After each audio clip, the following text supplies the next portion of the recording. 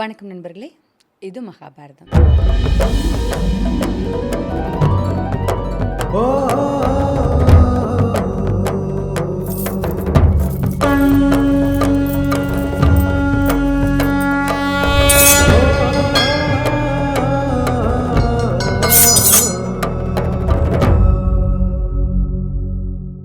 தர்மருக்கு இந்த விஷயம் தெரிஞ்சிருது. தர்மருக்கு இந்த விஷயம் தெரிஞ்சோன்னா பதறி அடிச்சுட்டு கிருஷ்ணர்கிட்ட ஓடி வராரு. ஐயோ கிருஷ்ணா, மோசம் போயிட்டோம், மோசம் போயிட்டோம். இந்த மாதிரி வந்து அவங்க களப்பலி கொடுக்க போறாங்க. யாரை களப்பலி கொடுக்க போறாங்க? நம்ம அரவான களப்பலி கொடுக்க போறாங்க. நம்ம அரவான களப்பலி கொடுக்க போறாங்களா? யார் வந்து அவங்களுக்கு களப்பலி கொடுக்கறதுக்கு தேதி குறிச்சு கொடுத்தது? அதுவும் நம்ம சகாதேவன் தான் தேதி குறிச்சு கொடுத்துருக்கான் அப்படின்னோடனே, ஓ சரி, இதுக்கு மேலே நம்ம பண்ணுறதுக்கு என்னப்பா இருக்குது? ஐயோ அப்படிலாம் சொல்லாத கிருஷ்ணா, ஏதாவது பண்ணு. ஒருவேளை அவங்க அந்த மாதிரி களப்பலி கொடுத்துட்டாங்கன்னா அவங்க தான் ஜெயிப்பாங்க, நம்ம ஜெயிக்க மாட்டோம். நீ ஏதாவது பண்ணியே ஆகணும்னு எல்லாம் நீ முதல்ல வந்து நீ இதை முடிவு பண்ணியிருக்கணும். நீ போய் கேட்டிருக்கணும். நீ கேட்கல. உன் தம்பி சகாதேவன் அவன் பாரு, அமுக்குலி மாதிரி போய் அவங்களுக்கு தேதி குறித்து கொடுத்துட்டு வந்து ஒரு வார்த்தை நம்மக்கிட்ட சொன்னானா, இந்த மாதிரி அவனுங்க கேட்டிருக்கானுங்க, நீங்கள் என்னடா பண்ண போகிறீங்கன்னு ஏதாவது சொன்னானா? சொல்லலை. இந்த அரவானும் நம்மக்கிட்ட சொல்லலை. அவங்கவுங்க முடிவு பண்ணிக்கிறாங்க அப்படின்னு கிருஷ்ணர் கோபமாக பேசுகிறார். ஆனால் இதுதான் அழகு இல்லையா? ஒரு ஒரு தொழில் தர்மன்றது இதுதான். இப்போ அவர் வந்து நேரம் குறித்து கொடுக்குற ஒரு ஜோசியருக்கான வேலையை பார்க்குறாருன்னா, ஒருத்தவங்க வந்து கேட்டதை இன்னொருத்தவங்ககிட்ட சொல்லக்கூடாது அப்படிங்கிறது அவங்களுடைய தொழில் தர்மம். அதை தான் சகாதேவனும் பண்ணியிருக்காரு. இப்போ கிருஷ்ணர் என்ன பண்ணுறாரு, அதுக்கு தகுதியான ஆள் நான் தான், நான் வேணா களபலி ஆகிட்டோமான்னு. ஐயோ வேணாம் வேணாம் வேணாம், எப்படியாவது நீ வந்து அரவானை தான் வந்து நமக்கு களபலி ஆக்கணும், நீ தான் பண்ணி கொடுக்கணும் அப்படின்னு தர்மர் கேட்குறாரு. சரி, அப்போ நான் சொல்கிறதெல்லாம் செய். ஒரு 3000 அந்தணர்களை இன்னைக்கு நீ வந்து அமாவாசை அன்னைக்கு பூஜை பண்ணுறதுக்காக கூப்பிடு. அமாவாசை அன்னைக்கு நம்மளும் பூஜை பண்ணுறதுக்கு கூப்பிட்டு அவங்களும் பூஜை பண்ணுறதுக்கு கூப்பிட்டு அது எப்படி சரியாகும்? உண்மையிலே அமாவாசை என்னைக்கு அப்படின்னு கிருஷ்ணர் கேட்குறாரு. அமாவாசை நாளைக்கு வருது. நாளைக்கு இல்லை, இன்னைக்கு தான் அமாவாசை, அவங்க தப்பாக சொல்லியிருக்காங்க, நீ கூட்டிட்டு வா அப்படின்னு சொல்லி தான் சொல்லியிருக்காரு. இவர் போய் ஒரு 3000 பேரை கூட்டிட்டு வராரு. கூட்டிட்டு வந்துட்டோன்னா, எதுக்கு எங்களை கூட்டிட்டு வந்திருக்கீங்கன்னு கேட்பாங்க இல்லையா அந்த அந்தணர்கள். இந்த மாதிரி பூஜை பண்ணணும், வந்துட்டு களபலி கொடுக்கணும், இன்னைக்கு தான் அமாவாசை அப்படின்னு இவர் சொல்கிறாரு, தர்மர் சொல்கிறாரு. தர்மர் சொன்ன உடனே வந்துட்டு இவங்கெல்லாம் கேட்குறாங்க, இன்னைக்கு அமாவாசையா? இன்னைக்கு அமாவாசை இல்லையே, நாளைக்கு தானே அமாவாசை. உங்களுக்கு யார் இப்படி சொன்னது? எங்களுக்கு கிருஷ்ணர் தான் சொன்னார், இன்னைக்கு தான் அமாவாசைன்னு சொன்னார் அப்படின்னு தர்மர் சொல்கிறாரு. இப்போ எல்லாரும் குழம்பிடுறாங்க. ஓ, கிருஷ்ணரே சொல்லிட்டாரா? அப்போனா இன்னைக்கு தான் வந்து அமாவாசையாக இருக்கும், எல்லாரும் தயார் பண்ணுங்கப்பா, நம்மலாம் தப்பாக கணக்கு போட்டோம் போல இருக்கு, ஏதோ தப்பாயிருச்சுன்னு எல்லாரும் களப்பலிக்கு தேவையான எல்லா விஷயங்களையும் தயார் பண்ணுறாங்க. இப்போ எல்லாத்தையும் தயார் பண்ண உடனே என்ன ஆகுதுன்னா, இங்கே கீழே இந்த மாதிரி அமாவாசைக்கான பூஜைலாம் நடக்குது. இப்போது அமாவாசை அப்படிங்கிறது சூரியனும் சந்திரனும் சந்திச்சுக்கிற நாள் இல்லையா? மேலே வந்து சந்திரன் போயிட்டு சூரியன் கிட்ட, என்னப்பா நாளைக்கு தானே நம்ம அமாவாசை, இன்னைக்கு என்ன அமாவாசைன்னு கீழே பூஜை நடக்குது, தப்பு நடக்குது, கிருஷ்ணர் தப்பு பண்ணுறாருன்னு. ஐயோ கிருஷ்ணர் தப்பு பண்ணக்கூடாது, வா நீ நானும் போய் தடுக்கலான்னு சொல்லிட்டு 2 பேரும் கீழே வராங்க. கீழே வந்தோன்னா பூஜை நடந்துக்கிட்டே இருக்குது. அப்போது வந்துட்டு சந்திரனும் சூரியனும் கிருஷ்ணர்கிட்ட போயிட்டு, கிருஷ்ணா என்ன பண்ணுறேன்னு தெரியுதா நீ? பூஜை பண்ணிக்கிட்டு இருக்கேன். என்ன பூஜை பண்ணுறேன்? நாங்கள் களபலி கொடுக்கறதுக்காக பூஜை பண்ணுறோம். பூஜை எப்போ பண்ணணும்? அமாவாசை தான் நல்ல நாள்னு சகாதேவன் சொல்லியிருக்கான், அதனால அமாவாசையில் பூஜை பண்ணுறோன்னு. ஒளர்றியா நீனு? நாளைக்கு தான் அமாவாசை. யார் சொன்னா நாளைக்கு அமாவாசை? இன்னைக்கு தான் அமாவாசை அப்படின்னு கிருஷ்ணர் சொல்கிறாரு. எப்படி சொல்கிறேன்? அமாவாசைங்கிறது என்ன? சூரியனும் சந்திரனும் சந்திச்சுக்கிற நாள் தானே? ஆமாம். இப்போ நீங்கள் 2 பேரும் சந்திச்சுக்கிட்டீங்கல்ல, அப்போ இன்றைக்கி தானே அமாவாசை அப்படின்னோடனே இவங்க 2 பேரும் அதிர்ச்சி ஆகிடுறாங்க. ஸோ இவங்க 2 பேரும் சந்திச்சுக்கிட்டதால், சூரியனும் சந்திரனும் சந்திச்சுக்கிட்டதால் இன்றைக்கி அமாவாசைன்னு ஆகிடுது. அமாவாசைன்னு ஆகிட்ட உடனே அரவான் என்ன பண்ணுறான், கௌரவர்கள் தன்னை புக் பண்ணியிருக்காங்கல்ல களபலியாக, அவங்க வந்து தன்னை கூப்பிடுவாங்க அப்படின்னா காத்துக்கிட்டே இருக்கான். அவங்க வரவே இல்லைன்னு உடனே அவன் என்ன பண்ணுறான், நேராக இவங்க கிட்ட வந்து பாண்டவர்கள் கிட்ட, அவங்க என்னை கேட்டாங்க, அவங்க வரவே இல்லை, அதுக்கப்புறம் நீங்கள் வந்து என்னை கேட்டீங்க, நான் அப்போ உங்ககிட்ட என்ன சொன்னேன், நீங்கள் வந்து என்னை கேட்கும்போது நான் ஏற்கனவே கௌரவர்களுக்கு வாக்கு கொடுத்துட்டேன், துரியோதனனுக்கு வாக்கு கொடுத்துட்டேன், அவங்களுக்கு நான் களபலி ஆகணும்னு நான் சொல்லியிருந்தேன்.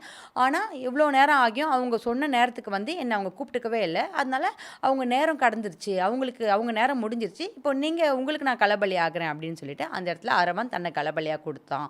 சரியான நேரத்தில் பாண்டவர்களுக்கு களபலி நடந்தது அரவான் மூலமாக, அரவானை வச்சு அவங்க களபலி நடத்திக்கிட்டாங்க அப்படின்னு சொல்லிட்டு இப்போ போர் தொடங்குது. இப்போ போர் தொடங்கும்போது துரியோதனன் என்ன பண்ணுறான், தன்னுடைய படைக்கு அந்த 11 அக்ரோனி சேனைக்கு படை தளபதியாக சேனாதிபதியாக பீஷ்மரை நியமிக்கிறான். அவருக்கு வந்து அபிஷேகம் பண்ணி அவருக்கு வந்து பதவியேற்பெல்லாம் பண்ணி வைக்கிறான்.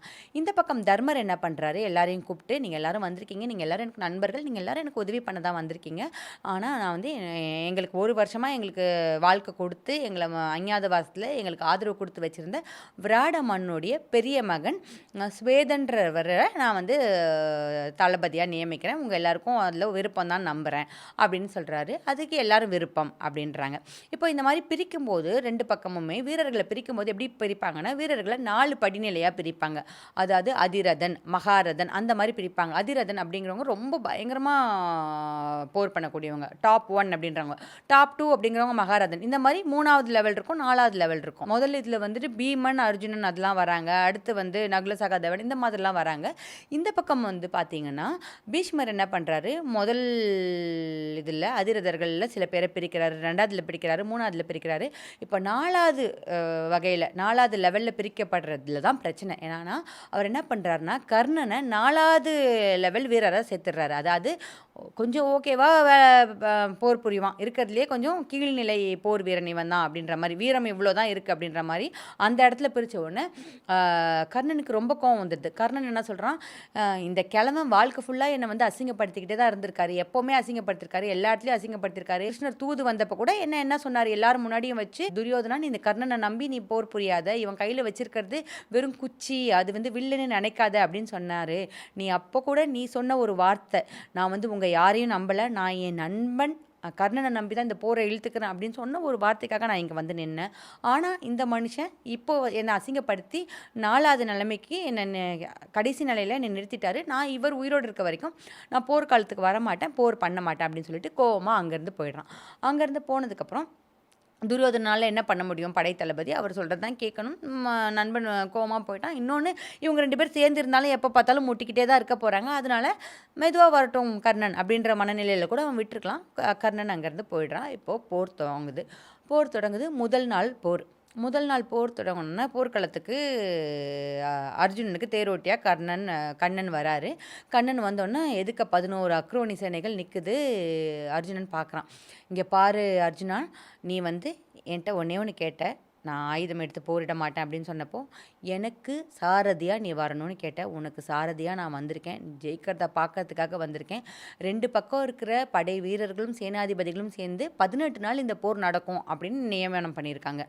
ஆனால் எனக்கு தெரியும், நீ இந்த போரை ஒரே நாளில் முடிக்கக்கூடியவன். அந்த போரை நீ இன்னைக்கு ஒரே நாளில் முடிச்சிரு, வா எல்லாரையும் அடித்து துவம்சம் பண்ணு அப்படின்னு சொல்லி தேர் எடுக்கிறாரு. ஆமாம் கிருஷ்ணா, நானும் அதே தான் சொல்கிறேன், எல்லாரையும் நான் வந்து ஜெயிக்க போகிறேன், நீ என்னை கூட்டிகிட்டு போ அவங்கக்கிட்ட அப்படின்னு பக்கத்தில் கூட்டிகிட்டு போ, யாரெல்லாம் என்னால் சாக போகிறாங்க நான் பார்க்கணும் அப்படின்னு அர்ஜுனன் சொல்கிறான். அங்கே பக்கத்தில் போகிறாங்க. பக்கத்தில் போனால் எல்லாரையும் பார்க்குறான் அர்ஜுனன். பார்த்த உடனே வந்துட்டு அவனோட வில்லை கீழே போடுறான். எல்லாத்தையும் ஆயுதங்களை கீழே போட்டு அப்படியே தேர் தட்டில் இடிஞ்சு போய் உட்காந்துடுறான். உட்காந்தோடனே கிருஷ்ணருக்கு என்னமே புரியல. என்னாச்சு அர்ஜுனா, ஏன் இப்படி உட்காந்துட்ட அப்படின்னு கேட்டோன்னே, என்னால் இதை பண்ண முடியாது கிருஷ்ணா, அங்கே பாரு எதுக்கு இருக்கிறதுலாம் பாரு, அவங்களாம் என்னோடய எதிரிகள்னு நான் எப்படி பார்க்க முடியும், எதுக்கு இருக்கிறது என்னோடய தாத்தா, என்னோடய ஆச்சாரியார், என் கூட பிறந்தவங்க, என் கூட விளையாடி தெரிஞ்ச என்னோடய தம்பிங்க, என் சொந்தக்காரவங்க அத்தனை பேரும் நிற்கிறாங்க. இவங்களெல்லாம் எப்படி எதிர்த்து நான் சண்டை போடுவேன், இவங்கள ஜெயிச்சு தான் நான் வந்து நாளைக்கு மன்னன் அப்படின்னு ஆகணும்னா எனக்கு அது வேணாம், நான் வந்து சண்டை போட மாட்டேன் அப்படின்னு உக்காந்துடுறான். இப்போது வந்து கிருஷ்ணருக்கு என்ன பண்ணுறதுனே தெரியல. இது வந்து ஒரு ஒரு ஒரு மாதிரியான ஒரு மனநிலை இல்லையா, இதுலேருந்து அவனை வெளியில் கொண்டு வரணும் அப்படின்றதுக்காக கிருஷ்ணர் அந்த இடத்துல அவன்கிட்ட பேசுறது அப்படிங்கிறது தான் பகவத்கீதை. இது அவர் என்ன பண்ணுறாரு, இப்போது நம்மளே பயங்கரமான குழப்பத்தில் பயங்கரமான ஆங்ஷியஸாக இருக்கும்போது, டிப்ரெஸ்டாக இருக்கும்போது ஒரு கவுன்சிலிங் நமக்கு தேவைப்படுதில்ல, அப்படி அந்த போர்க்களத்தில் கிருஷ்ணர் அர்ஜுனனுக்கு கொடுத்த கவுன்சிலிங் தான் நம்மள பலருக்கும் ஒத்து போகக்கூடிய ஒரு கவுன்சிலிங் தான் பகவத்கீதை அப்படிங்கிறது. ஒரு பெரிய சாப்டர், அது நிறைய பேசணும். ஆனால் சுருக்கமாக அவர் என்ன சொல்கிறாருன்னா, அர்ஜுனனுக்கு அவர் என்ன சொல்கிறாருன்னா, இங்கே பாரு, நீ கொன்று அவங்க யாரும் சாக போகிறது கிடையாது, இங்கே யாரையும் கொல்ல முடியாது, இங்கே ஆன்மாக்கு அழிவே கிடையாது. அதே மாதிரி நான் முடிவு பண்ணுறேன், யார் பிறக்கிறா யார் இறக்குறா, எப்போ பிறக்கிறாங்க எப்போ இறக்குறாங்க எல்லாம் நான் முடிவு பண்ணுறது. நடுவில் நீங்களாம் கருவிகள் தான். அவனுக்கு ஒரு தர்மம் இருக்குது. புலினா மானை வேட்டையாடி கொல்லணும், மானுனா அது இப்படி தான் இருக்கணும், மீன்னா அது புழுவை சாப்பிடணும் அப்படின்னு ஒரு சுத்தர்மம் அப்படின்றது இருக்குது. அவங்கவுங்களுக்கு அவங்களுக்கான அந்த தர்மத்திலேருந்து நம்ம விலகக்கூடாது, அந்த தர்மம் தான் இந்த உலகத்தை இயக்குது அப்படின்ற மாதிரி ஒரு உபதேசம் பண்ணுறாரு.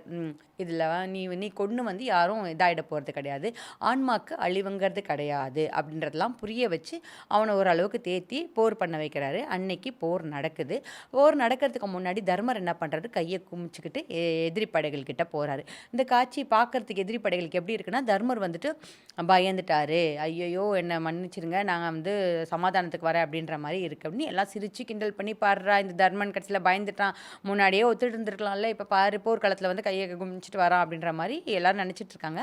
ஆனால் அவர் கை குமிச்சிட்டு தன்னோட தாத்தா கிட்ட போயிட்டு, தாத்தா நான் வந்து உங்களை எதிர்த்து போர் பண்ண போகிறேன், நீதிக்கு எதிராக போர் பண்ண போகிறோம், நாங்கள் எங்களுக்கு ஆசீர்வாதம் பண்ணுங்க அப்படின்னு சொன்னால் பீஷ்மர் என்ன சொல்கிறாரு, எனக்கு ரொம்ப மகிழ்ச்சி, ஒருவேளை நீ வந்து என்னை கும்பிடாமல் இருந்தால் கூட நான் ஒருவேளை கோவமாக உன் மேலே சண்டை போட்டிருப்பேன், இப்போ நீ இப்படி பண்ணதுக்கப்புறம் எனக்கு உன் மேலே கோவம் கிடையாது, எனக்கு நீ தான் ஜெயிக்கணும்னு எனக்கு ஆசையாக இருக்குது, நான் செஞ்சோட்டு கடனுக்காக ஆனால் சாப்பிட்டதுக்காக நான் வந்து துரியோதனன் பக்கம் நிற்கிறேன், ஆனால் நீதி உன் பக்கம் தான் இருக்குது, கண்டிப்பாக ஜெயிக்கும்னு தெரியும் அப்படின்னு நான் கேட்குறான். அடுத்து நான் தாத்தா நான் ஜெயிக்கணும்னா உங்களுக்கு கொல்லணும் இல்லையா, உங்களுக்கு கொல்றதுக்கான உபாயம் சொல்லுங்கள், என்ன வழி அப்படின்னு சொல்லுங்கன்னு, அதுக்கான நேரம் வரும்போது வந்து கேளுப்பா, இப்போ இல்லை, நீ போய் நல்லா போர் பண்ணு அப்படின்னு அனுப்பிச்சி விட்டுறாரு. அடுத்து துரோணர்கிட்ட போகிறான். துரோணர்கிட்டையும் இதே மாதிரி வாழ்த்து வாங்கிக்கிறான். துரோணரும் இதே மாதிரி வாழ்த்துறாரு. அதே மாதிரி துரோணர்கிட்டையும் நீங்கள் உங்களை ஜெயிக்கிறது எப்படி நான் அப்படின்னு கேட்குறான். அதுக்கும் பதில் சொல்கிறான். எல்லாருக்கிட்டையும் வாழ்த்து வாங்கிட்டு திருப்பி தன்னோட படைக்கிட்ட வந்துடுறாரு தர்மர். இப்போ அர்ஜுனனும் வணக்கம் சொல்லணும்ல, அர்ஜுனன் என்ன பண்ணுறான், வில் மூலமாக இங்கேருந்து வில்களை அனுப்பி ஆச்சாரியார் துரோணர்கிட்டையும் தன்னோட தாத்தா பீஷ்மர்கிட்டையும் வணக்கம் வாங்கிக்கிட்டு போர் ஆரம்பிக்குது. முதல் நாள் போர் பயங்கரமாக நடக்குது. போரில் முதல் நாள்லேயே வந்துட்டு என்ன பண்ணுறான், விராட மன்னருடைய மகன் இருக்கான்ல உத்திரன், அந்த உத்திரனை சல்லியன் அப்படிங்கிறவர் சாகடிச்சிடுறாரு, கொண்டுடுறாரு போரில். இந்த சல்லியன் யாருன்னா, நகுல சகாதேவன் இருக்காங்க இல்லையா, நகுல சகாதேவனுக்கு அம்மா இருந்தாங்க இல்லையா, மாத்திரை இறந்து போனாங்க இல்லையா, அவருடைய சகோதரன். அவர் ஏன் அந்த பக்கம் போய் சேர்ந்தாரு அப்படின்றத நம்ம அப்புறம் பார்க்கலாம். ஆனால் அவர் வந்து இப்போ துரியோதனர்கள் பக்கம் தான் இருக்காரு. அவர் வந்து உத்திரனை கொண்டுடுறாரு. அதுக்கப்புறம் அன்னைக்கு போர் பயங்கரமாக நடக்குது. இந்த பக்கம் வந்து பீஷ்மர் சேனாதிபதி, அந்த பக்கம் வந்து ஸ்வேதன் சேனாதிபதி நம்ம பார்த்தோம் இல்லையா, அவரை வந்து பீஷ்மரால் ஜெயிக்கவே முடியலன்ற மாதிரி இருக்குது. அப்போது வந்துட்டு என்னென்னா பீஷ்மர் அவரை எப்படிடா ஜெயிக்கிறதுன்னு சண்டை போட்டுக்கிட்டே இருக்கும்போது திடீர்னு வானத்துலேருந்து அசரீரி ஒன்று கேட்குது. அதாவது வானத்தில் தேவர்கள்லாம் என்ன பண்ணுறாங்க, இவனை எப்படி தெரியுமா ஜெயிக்கலாம், இவன் வந்து ஆயுதம் இல்லாதப்போ தான் ஜெயிக்க முடியும் அப்படின்னு சொல்கிறாங்க. அப்படி சொல்கிறவங்க யாருன்னா வசுக்கள், அதாவது அஷ்டவசுக்களில் ஒருத்தர் தானே பீஷ்மர். அதில் மீதி 7 பேரும் அங்கே இருந்துக்கிட்டு அப்படி சொல்கிறாங்க. அதுக்கு என்ன காரணம்னா, இவன் ஒரு வாட்டி வந்து தேவலோகத்துக்கு போயிருக்கும்போது அந்த அசுக்களுக்கும் இவனுக்கும் சண்டை வந்திருக்கும், இந்த ஸ்வேதனுக்கும் அவங்களுக்கும் சண்டை வந்திருக்கும். அப்போது வந்து அவங்க என்ன பண்ணுவாங்க, நாங்கள் வந்து உன்னை கொல்றோம் அப்படின்ற மாதிரி சபதம் எடுத்திருப்பாங்க. அந்த சபதத்தின் பயனாக தான் இப்போ பீஷ்மரை இவனை கொல்றாரு அப்படின்ற மாதிரி இருக்கும். அது எப்படி கொல்லுவார்னா, அவன் ஆயுதம் இல்லாதப்ப தானே கொல்ல முடியும். அதனால சண்டை போட்டுட்டு இருக்க அவங்கிட்ட போயிட்டு நாள் சண்டை பீஷ்மர் மாதிரியான ஒரு பெரியவர் ஸ்வேதன் கிட்ட போயிட்டு, ஏன் நீ வில்லையே சண்டை போடுற, நீ வேற வேற வேற மாதிரியான சண்டைலாம் உனக்கு தெரியாதா, வாழெல்லாம் எடுத்து உனக்கு சண்டை போட தெரியாதானோன்னு அவன் வில்லை கீழே வச்சுட்டு வாழை எடுக்க போவான் பாருங்க. அப்போ என்ன பண்ணுவார், இவர் வில்லால் அவன் கையிலெல்லாம் அடித்து அவனை கொன்றுவார். ஸோ முதல் நாள்லேயே விராடனோட 2 மகன்களுமே இறந்துருவாங்க. முதல் நாள் வந்து வெற்றி வந்து துரியோதனர்களுக்கு தான், அவங்களுக்கு ஒரே சிறப்பாக இருக்கும். முதல் நாளில் தர்மர் வந்து பாசறைக்கு திரும்பி வந்துட்டு ஓஞ்சி போய் உட்காந்துருவார். தப்பு பண்ணிட்டேன், நான் வந்து போருக்கு போயிருக்கவே கூடாது, நம்ம தோற்றுருவோன்னு எனக்கு நல்லா தெரியுது, இது தப்பு, இது வேலைக்காகாது, நான் நிறுத்த போகிறேன், நான் காட்டுக்கே போயிடலான்னு வழக்கம் போல் அவர் பேசுகிற அதே பாட்டை பாட ஆரம்பிச்சிடுறாரு. இப்போ அர்ஜுனன் பீமன் அவங்களாம் என்ன சொல்கிறாங்க, இல்லை நாங்கள் நாளைக்கு பார்த்துக்கலாம், எல்லா நாளும் ஒரே மாதிரி இருக்காது, நாளைக்கு சரி பண்ணிடலாம் அப்படின்றாங்க. இப்போ கிருஷ்ணர் என்ன சொல்கிறாரு, என்ன அர்ஜுனா நீ ஏன் இன்னைக்கு சரியாகவே போர் புரியல, இங்கே பாரு நாளைக்காவது நல்லா சண்டை போடு அப்படின்ற மாதிரி சொல்கிறாரு. அர்ஜுன் முதல் நாள் இல்லையா, எல்லாருக்குமே ஒரு தயக்கம் இருந்தது, எதுக்கு இருக்கிறவங்களாம் தனக்கு பிடிச்சவங்க தெரிஞ்சவங்க, என்ன பண்ணணும் ஏது பண்ணணும் எதுவுமே தெரியல. அப்படி இருந்ததுனால முதல் நாள் வந்து பாண்டவர்களுக்கு பெரும் தோல்வி தான். இப்போது அர்ஜுனன் என்ன சொல்கிறான், நான் மறுநாள் நல்லா சண்டை போடுறேன் அப்படின்னு சொல்கிறான். அதே மாதிரி 2வது நாள் சண்டை நடக்குது. 2வது நாள் பீமனும் அர்ஜுனனும் வேறு லெவலில் சண்டை போடுறாங்க. சண்டை போடுறதை பார்த்து பீஷ்மரே வந்துட்டு, ஆஹா சூப்பராக சண்டை போடுறானே, அழகாக பண்ணுறானே, எப்படிப்பா இந்த மாதிரி எப்படி அடிச்சிட்டான் பாரு, அதை பாரு எப்படி பண்ணிட்டான், அப்படி அவனை ரசிச்சுக்கிட்டே இவர் இந்த பக்கம் சண்டை போடுறாரு. இதை துரியோதனன் பார்த்துக்கிட்டே இருக்கான். இந்த துரியோதனன் பார்த்துக்கிட்டே இருக்கணும்னு அவன் என்ன பண்ணுறான், அன்னைக்கு பாசறையில் வந்துட்டு, இன்னைக்கு ஒன்றும் நீங்கள் நல்லாவே சண்டை போடல, அவங்க தான் நல்லா சண்டை போட்டாங்க, நீங்கள் என்ன அப்படி அர்ஜுனன் அர்ஜுனனை சிலாகிச்சு ரசிச்சுட்டு இருக்கீங்க, அவங்க தான் ஜெயிக்கணும்னு நினைக்கிறீங்க போல இருக்கு, அப்படி இப்படின்லாம் அவர் ஒரு மாதிரி பேசிடுறான். அவர் ஒரு மாதிரி பேசினோன்னா அவருக்கு மனசு வருத்தமாயிடுது. என்ன சொல்கிறான், உங்களுக்கு விருப்பம் இல்லைன்னா சொல்லுங்கள், வேறு யாராவது வேணால் சேனாதிபதியாக வச்சிடுறேன், நீங்கள் வந்து சேனாதிபதியாகவும் இருந்துக்கிட்டு எங்களுக்கே சேம் செட் கோல் போடாதீங்க அப்படின்ற மாதிரிலாம் பேசினோன்னே இப்போ பீஷ்மர் நாளைக்கு பாரு அப்படின்ற மாதிரி சொல்லிடுறாரு. இப்போ 3வது நாள் சண்டை நடக்க தொடங்குது. 3வது நாள் சண்டை நடக்க தொடங்கும் போது பீஷ்மர் பயங்கரமாக சண்டை போடுறாரு. எப்படின்னா எந்த பக்கம் பீஷ்மர் இருக்காருன்னே தெரியாத அளவுக்கு சுரண்ட அடிக்கிறாரு. இப்போது அர்ஜுனனுக்கு பீஷ்மரை கொல்றதுக்கான சான்ஸ் நிறைய கிடைக்கும் போதும் அர்ஜுனன் கொல்லலை அப்படின்னு கிருஷ்ணர் நினைக்கிறாரு. கிருஷ்ணர் நினச்சோன்னா அவர் சொல்லிட்டே இருக்காரு, அர்ஜுனா இங்கே பாரு, நீ இதான் சரியான சமயம், பீஷ்மரை கொன்று, இதான் சரியான சமயம், பீஷ்மரை கொன்று அப்படின்னு சொல்லிக்கிட்டே இருக்கும் போதும் கூட அர்ஜுனன் வந்து கொல்லலை. இல்லை, நான் முயற்சி தான் பண்ணுறேன் கிருஷ்ணா, என்னால் முடியல, நீ என்ன நினைக்கிற, நீ வந்து பீஷ்மரை அவ்வளோ லேசாக நினச்சிட்டியா, முடியலன்னு சொன்னோன்னே இப்போ கிருஷ்ணருக்கு கோவம் வந்துடுது.